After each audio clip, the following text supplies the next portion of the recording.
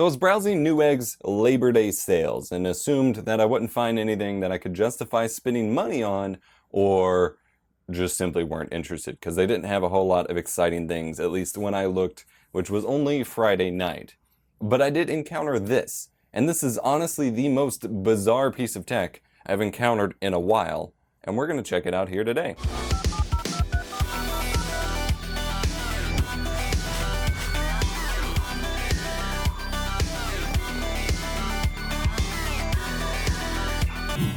Are you tired of your streams or voice chats sounding like this? Do you want the comfort and quality of high-end headphones without sacrificing microphone quality? Antline's ModMic 5 is the perfect solution. Their dual capsule microphone attaches easily and securely to your existing headphones and fits within any setup thanks to the modular cable system. It comes with a cable wrap to protect your wires, an optional inline mute switch, and sounds a little something like this. Check the link in the video description to learn more. I'm EposVox, here to make tech easier and more fun. Today we're looking at the ASUS Impresario SBW-S1 Pro. This is, like I said, one of the most bizarre combinations of tech that I have experienced in a while. And I do want to note here that on the box, the Windows 10 compatible label, and where is it at? OS compatibility are labeled via a sticker, because I think this was meant to only be like Mac compatible, or maybe they just had Windows 7 listed and then they updated it for Windows 10. I don't really know. So this is a combination of a USB Blu-ray writer and a USB sound card, a 7.1 high fidelity, high impedance output sound card. At first it sounds alright, but the more I looked at it, the more strange it got. So on the box it has some specs about the surround sound and stuff like that, but we're just going to go ahead and open it up, and then we're going to hook it up and see what is going on with this. Cinematic visual and audiophile sound. It's got a headphone amplifier, 114 dB signal to noise ratio for high fidelity, true 7.1 surround sound, Magic Cinema. Comes with Power DVD 12, which might be nice, Power to Go 8, and stuff like that. It won an award in 2014, so this product has been around a while. I've just apparently never heard of it. Alright, open up the box here. Nope, and we're presented with the product itself, which looks pretty nice. It looks very premium. It looks like something you would get if you're getting a professional headphone amplifier. But we're not interested in the display. We're interested in the product itself. Alright. Ooh, hello. Alright. Slide this out here. And we get a little preview of what else comes in the box. Alright, we got some stuff. A lot of stuff. Alright, starting out here we have the quick start guide and some safety notes, which I mean, nothing super special or surprising. That is a big ass quick start guide. Oh, it's multi-language. Okay, that explains it. We have the BluRay disc suite, which contains a lot of software. We have Power to Go 8, Power DVD 12 with remote control, Power Backup 2.5, Instant Burn 5, and then the ASUS driver and firmware update. Alright, then we have a mess of cables here. So we have a micro USB cable. Looks like a standard power cable, 2-prong, which plugs into this power. It has like a little netbook sized power brick. Alright. Then we have an RCA Y splitter here, which I'm not going to pull out right now, but takes 3.5 millimeter line to left and right RCA. And then we have the device itself here. And like I said, this is like a nice premium headphone amp. It's got a little brushed aluminum looking surface. Maybe this is a rose gold color. Looks nice. ASUS logo. On the back here is where things get kind of interesting as well. As far as inputs and outputs go, we have the power source.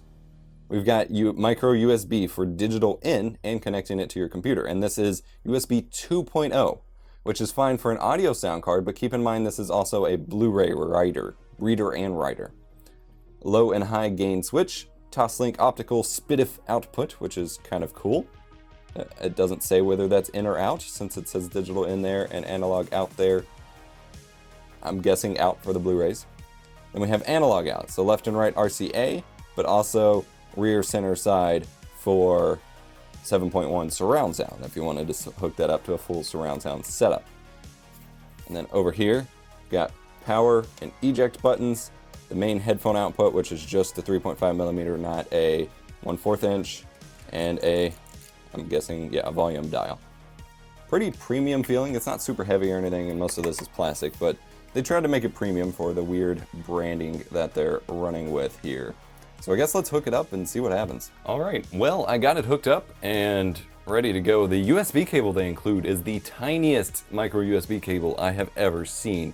So I had to run it to my main USB hub, which may cause some problems, and if so, I'll need to go dig up a longer cable. I'm not sure why they would include such a ridiculously tiny cable, but just got the power and USB hooked up. Don't need any of the other outputs. I'll just be using it for headphones if I use it at all. And we're gonna power it up. Computer recognizes a multitude of devices, USB 2.0, hub, external drive, and Blu-ray drive. And we're gonna pop in the CD and see where we go. Pop in the driver CD, that is. We're not gonna pop a movie in just yet. So I'm popping the DVD in my drive here, and we will see what kind of software we can install, if we still even have licenses for the Cyberlink stuff, things like that. Gonna open up Explorer. There we go.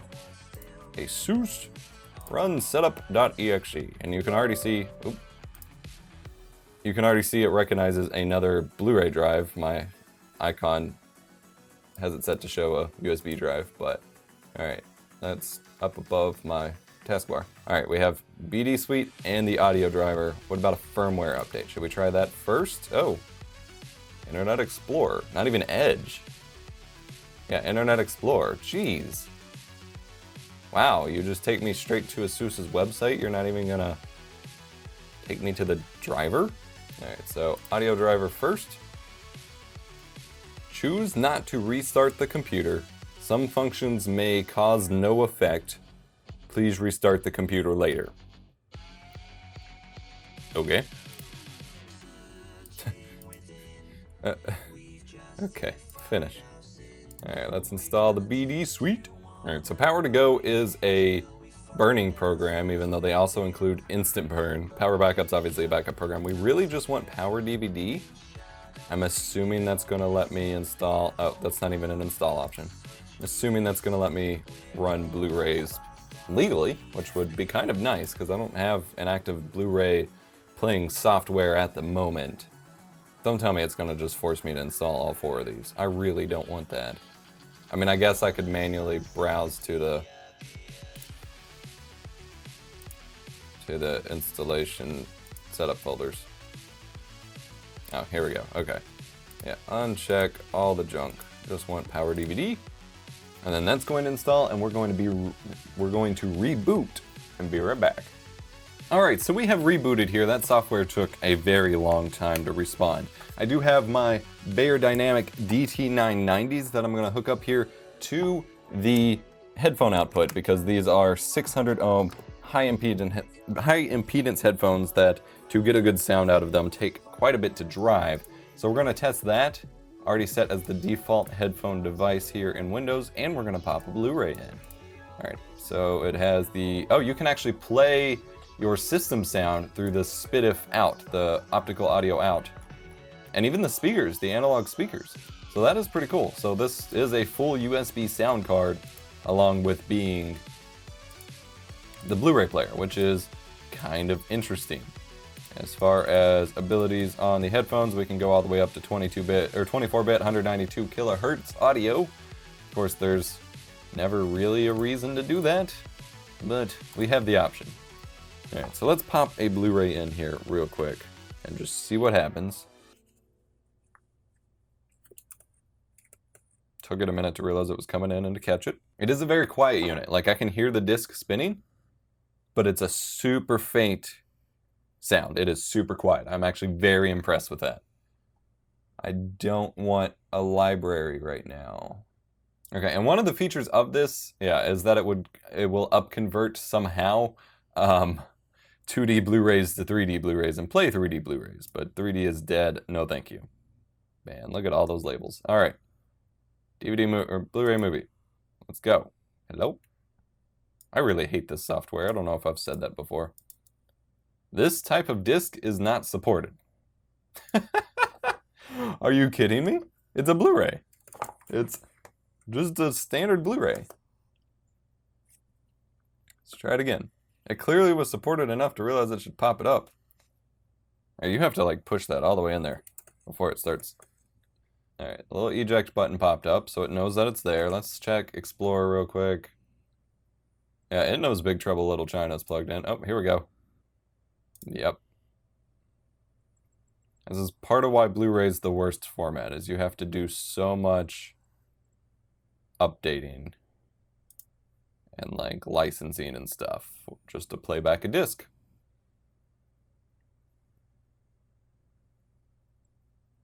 There we go, worked that time. All right.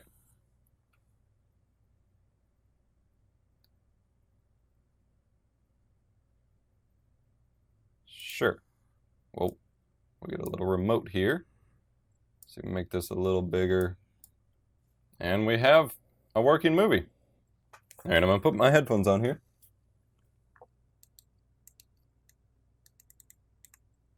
Oh, this dial controls system sound, not headphone volume.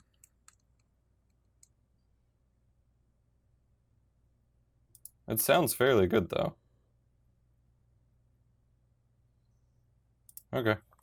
So it works. It's playing a Blu-ray. At first, when I had OBS open, it was pretty choppy because it was trying to conflict with the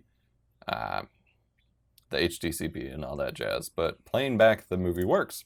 And like I said, the unit itself is very quiet as it's spinning the disc in there. I'm very impressed. And I don't think it has any active fans or anything. Eject button just immediately kicks out the disc. My biggest complaint is that the volume dial isn't a dedicated headphone volume dial, that it controls the system sound, because that could be pretty problematic. Especially for high impedance headphones in the first place. But we're gonna pop up Winamp here and check out some music just for our final tests, just to make sure it can actually power my headphones. All right, let us get some FLAC going here. Oh, it gets very loud. Okay. I mean, it's not, I don't think it's enough to like damage my ear.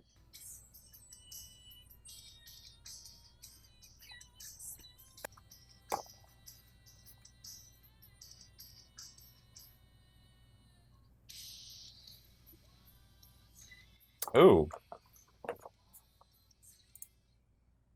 Hold on. That doesn't sound very good, actually. All right, so again, these are DT990 600 ohm headphones. This is rated for 600-ish ohms of output, I believe. So maybe it's not strong enough. I'm gonna do some device switching between my main mixer here and this to see if I'm crazy.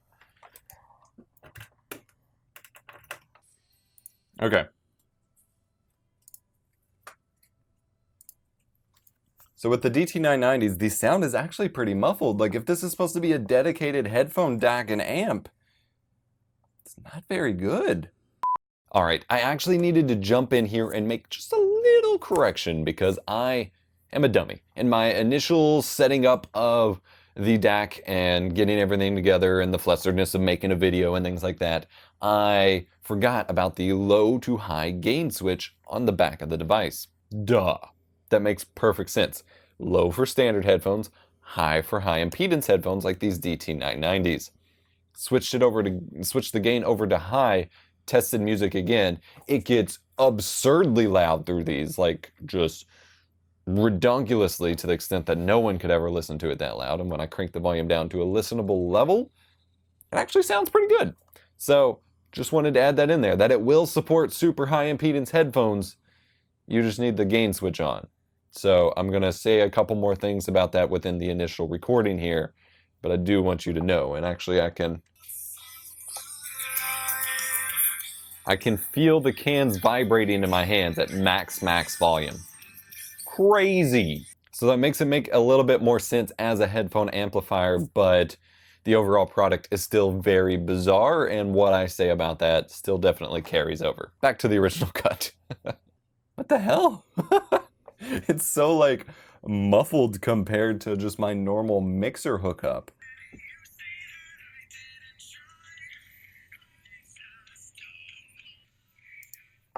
All right. It actually might sound better than my normal mixer running through this for my AKGs. That's so bizarre. I guess it really is just a matter of the signal strength, because it's still got plenty loud.